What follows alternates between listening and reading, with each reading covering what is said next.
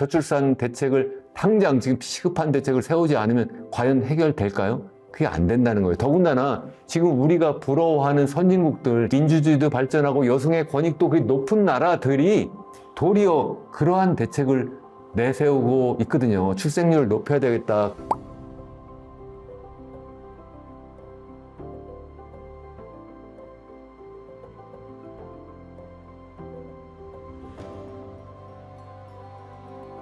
안녕하세요. 이현웅 교수의 경제포럼, 오늘도 함께 해주셔서 감사합니다. 오늘 영상은 지난번 영상에 이어서 우리나라가 정말 가장 중요하게 해결해야 될 정말 화급한 문제, 소위 얘기하는 저출생 문제에 대한 이야기를 더 나누어 보도록 하겠습니다. 지난번 영상에서는 최근 많이 제기되고 있는 인구 총괄 부서, 특히 최근에 와서는 대통령까지 나서서 취임 2주년 기념 기자회견에서 우리나라의 저출생 문제를 해결하기 위해서 부총리급의 총괄 부서를 만들겠다, 뭐 이런 것을 제안했다고 했는데, 그와 관련한 저의 생각을 말씀드렸고요. 오늘은 특별히 이제 그와 연결해서 최근에 다른 여러 가지 제안들이 있거든요. 특별히 이 여러 가지 저출생 문제를 들여다보니까 여러 가지 이유가 있는데, 그 중에 하나가 집값 문제구나에 대한 그런 사회적 합의가 이제 많이 되고 있는 것 같아요. 그에 대해서 제가 계속 강조해서 말씀을 제가 드려오고 있는데, 그러니까 집을 마련하도록 그렇게 해주면 되겠구나. 그래서 앞으로 결혼하기 위해서 필요한 그런 집을 마련하는 그런 자금을 빌려주거나, 아니면 요즘에 와가지고는 아예 아이를 낳으면, 출산하면, 그러면 아예 돈을 그냥 주겠다, 뭐 1억을 주겠다, 뭐 이런 주장까지 있는데, 그에 대한 말씀을 같이 한번 생각해 보면 좋겠습니다. 그래서 우선 첫 번째로, 과연 신생아 특별 대출은 정말 괜찮은 정책인가, 뭐 그런 말씀을 같이 생각을 해 보면 좋겠습니다. 자, 우리 민주당에서 지난번 총선 때 뭐라고 했는가 하면, 소위 얘기하는 신혼부부에게 10년 만기로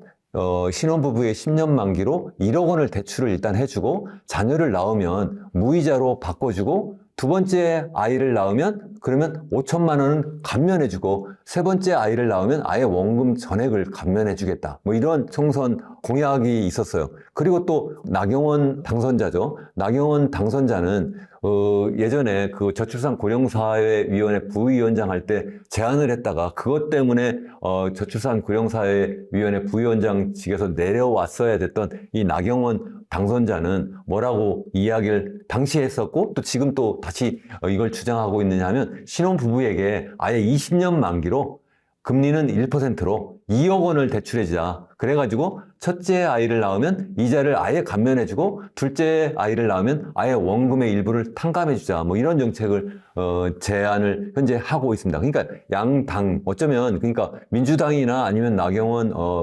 당선자라든가, 아니면 일부 아마 국민의힘에서도 동조하고 있는 그러한 의원들도 있을 거라고 생각을 하고, 또 아마 지금 우리 정부에서도 이걸 심각하게 고민하고 있을 거라고 생각을 하는데, 이 문제가 과연 괜찮을까 하는 것을 한번 말씀드리려고 해요. 자, 언뜻 들어보면 그럴듯합니다. 뭐냐면, 신혼부부에게, 우선 돈을 빌려주자. 돈을 빌려주고, 그리고 아이를 낳으면, 그러면 그걸 감면해주고, 이자도 감면해주고, 나중에 원금도 탕감해주자. 그러니까 아이를 많이 낳을 수도 있겠구나, 이렇게 생각을 할 수 있는데, 과연 그럴까 하는 거죠. 자, 우선 나경원 의원 당선자가 제안하고 있는 걸로 그냥 기준해서 말씀드릴게요.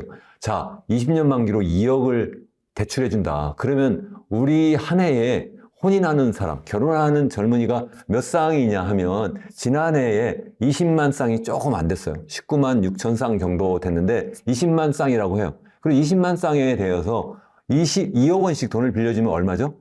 40조 원이 들어요. 자, 40조 원이 드는데, 그럼 그 40조 원 가지고 그러면 그 신혼부부들이 무엇을 할까요? 당연히 집 사는 데 쓰죠.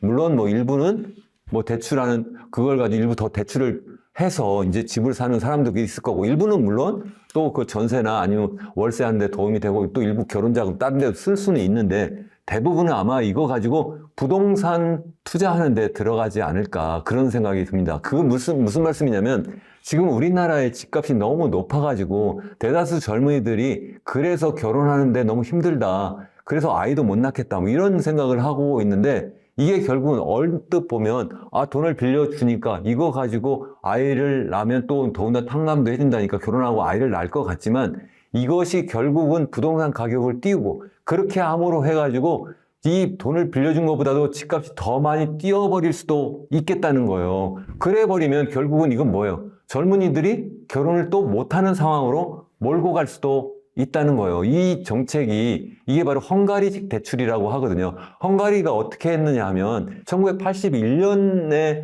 인구가 정점을 찍고요. 그때부터 계속 인구가 감소해요. 당연히 합계 출산율이 계속 낮아지기 때문에 그렇거든요. 그래서 2010년까지 얼마까지 떨어지냐면 1.25명까지 떨어져요. 1.25명이면 우리나라 같으면 그래도 지금 너무 정말 부러운 그런 숫자인데 1.25명까지 떨어지니까 이걸 어떻게 하냐면 2019년부터 미래 아기 대출이라고 하는 그런 이름으로 해서 한 4천만 원 정도, 우리나라 돈으로 해서 한 4천만 원 정도를 대출해주고, 그래서 5년 이내에 아기를 한 명 낳으면 이자를 전액 면제해주고, 둘째 아이를 낳으면 대출액의 3분의 1을 아예 감면해주고, 셋째 아이를 낳으면 아예 원금 전액을 원금 전액을 감면해주겠다, 없애주겠다, 뭐 그러한 방법이거든요. 그래서 이걸 헝가리식 그러한 어떤 그 저출산 대책이다, 이렇게 많이 언론에서 그렇게 나와 있는데, 언뜻 들어보니까 그럴듯 하잖아요. 근데 이게 무슨 문제냐면, 이렇게 하다 보니까 헝가리에서도 당연히 출산율은 높아졌어요. 그래서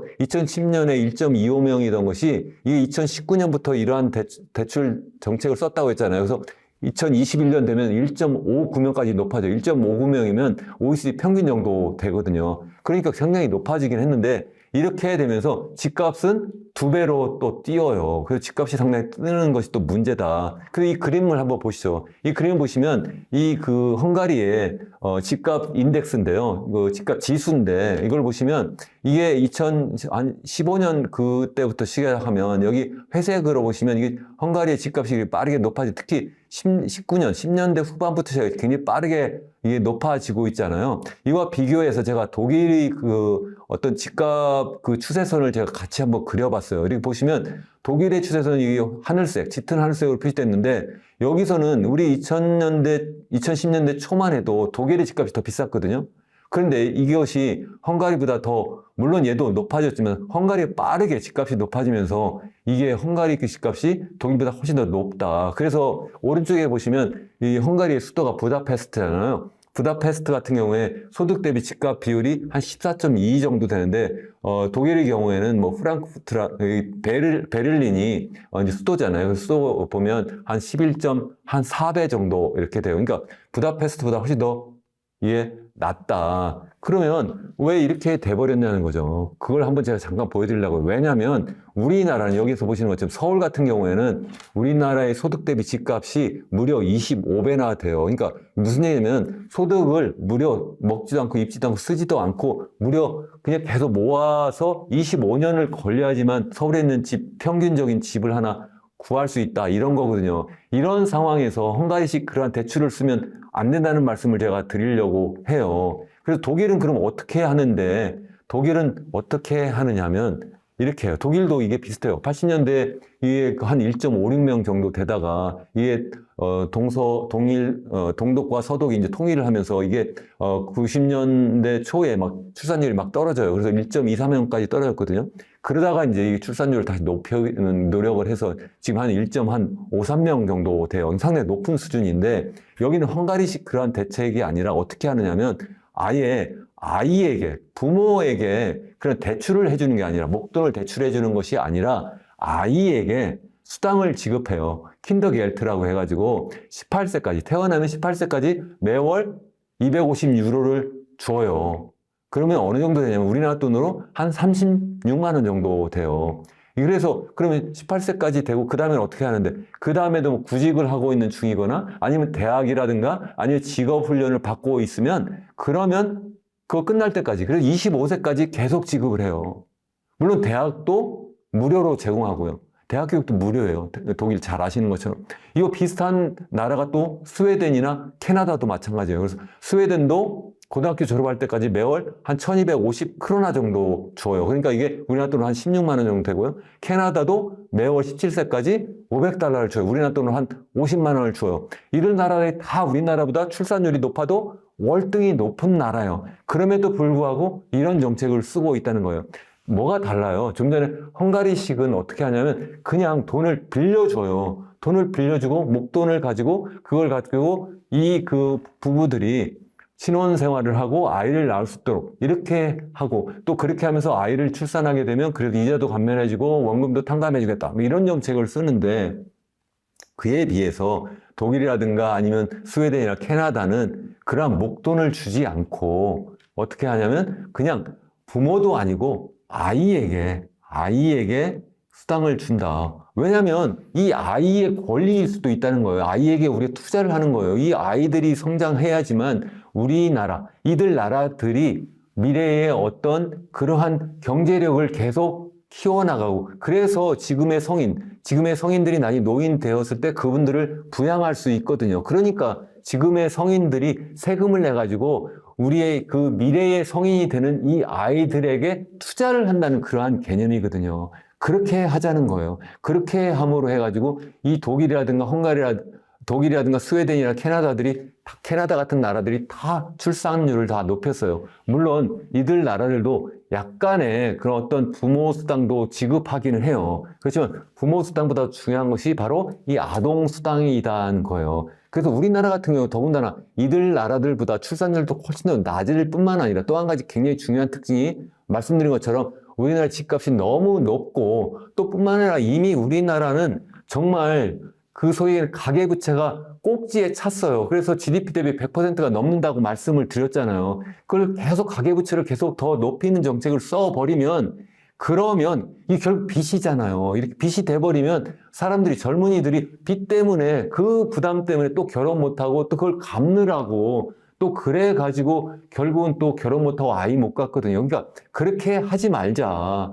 그렇게 목돈 주는 정책, 목돈을 빌려주는 정책을 쓰지 말고 그냥 아이 수당을 주자. 그러한 정책을 쓰자는 거예요. 제가 이런 정책을 하자고 제가 계속 주장을 해왔어요. 그래서 그것은 뭐 제가 유소년 수당이다 뭐 이렇게 해가지고 얼마를 주자고 저는 계속 주장을 해왔냐면 제가 그 주장을 계속 일목요연하게 계속 해왔어요. 이것도 제가 인구부 만들자는 2017년이라고 했잖아요. 그 당시 우리나라의 합계 출산율이 1.05명이라고 했잖아요. 1명 밑으로 떨어지기 직전.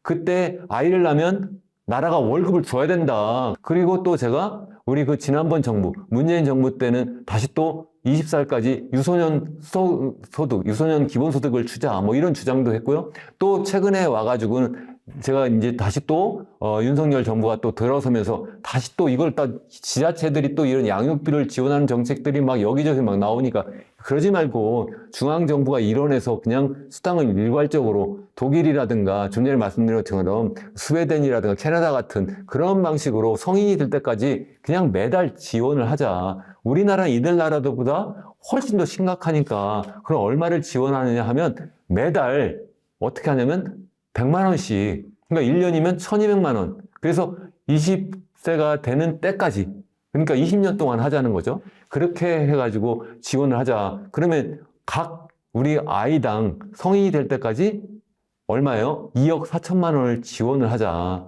그러면 이거 엄청난 돈이라고 사람들이 생각을 하는데 제가 이걸 주장할 때 당시에 30만 명 태어났어요. 그때가. 그러니까 아까 1.5명이라고 했잖아요. 한 30만 명으로 평균 생각을 해보면 그래서 30만 명 하면 얼마냐면 이게 첫 해에 들어가는 돈이 얼마냐면 3조 6천억 원 정도 돼요. 3조 6천억 원. 첫 해에. 그리고 10년 차가 되면 이게 누적이 돼가지고 36조 원 정도 됩니다. 자, 이게 그러면 많은가요? 그리고 물론 20년 정도 되면 이게 30만 명 태어날 때 그렇다는 거예요. 72조 원 정도 되는데요. 제가 좀 전에 말씀드린 것처럼 뭐 소위 나경원 의원 당선자가 얘기하는 방식대로 하면 우리가 얼마가 든다고 그랬어요. 우리가 현재 30만 명 태어나는 것이 아니라 우리가 20만 명 태어난다고 해도 40조 원이 든다고 했잖아요. 20만 명이 태어나도. 그거보다도 10년이 지나도 이게 더 싸다. 36조 원이다. 그런데 이거는 그냥 한꺼번에 주는 게 아니라 이걸 나눠서 주기 때문에 단발성이 아니라 계속 지속 가능하게 하기 때문에 부모 입장에 생각하면 아이를 키울 수 있는 여건이 되는구나 이렇게 생각을 하고 더군다나 이거 가지고 집값을 띄우지도 않고요. 얼마나 안정적으로 할 수 있냐는 거예요. 이것을 정말 해야 되겠다 이런 생각을 저는 정말 하고요. 절대로 빚을 내게 만들면 안 된다는 거예요. 자, 이런 주장을 하니까 또 요즘에 와서 나온 얘기가 뭐냐면 그러면 아예 그러면 1억을 주자. 예? 출산하면 1억을 지원하자. 이런 주장을 하는 그러한 여러 가지 전문가들이라든가 아니면 그런 일부 그런 기업들도 나와 있어요. 그래서 최근에 아예 그 여론조사까지도 했어요. 정부 기관에서. 정부가 1억을 주면 애를 낳을까요? 이렇게 국민들에게 물어봤더니 무려 63%가 출산 동기가 부여가 되는 것 같다. 상당히 긍정적으로 대답을 한 거예요. 정부가 1억 주면 애 낳을래? 이러니까. 그렇게 해버리니까 이게 또, 이것도 굉장히 좋은 방법이야. 이렇게 생각하는 그런 분들이 계세요. 자, 한번 이것도 뭐가 문제냐. 이것도 한번 생각해 보세요. 현재로 하면 23만 명 태어나요? 그럼 1억씩 주면 얼마예요? 23조 원이에요. 만약 30만 명까지 높인다면 이게 얼마나 30만 명 곱하기 1억 원 하니까 이게 30조 원이에요. 제가 아까 말씀드린 유소년 소득, 유소년 수당은 이게 첫 해에는 이게 얼마라고 했어요? 30만 명이라도 3조 6천억이고 10년이 돼야 36조 원이라고 했잖아요. 이것으로 계산하면 1억 원씩 그냥 출산하면서 계속 주면 30만 명이라고 얼마예요? 무려 30조 원인 거예요. 10년 뒤에 들어갈 돈을 그냥 한꺼번에 그렇게 줘버리면 무슨 문제가 돼요 또? 1억을 받았어요. 그거 가지고 뭐 하겠어요 또? 아이 키우는데 쓰겠습니까? 아니죠.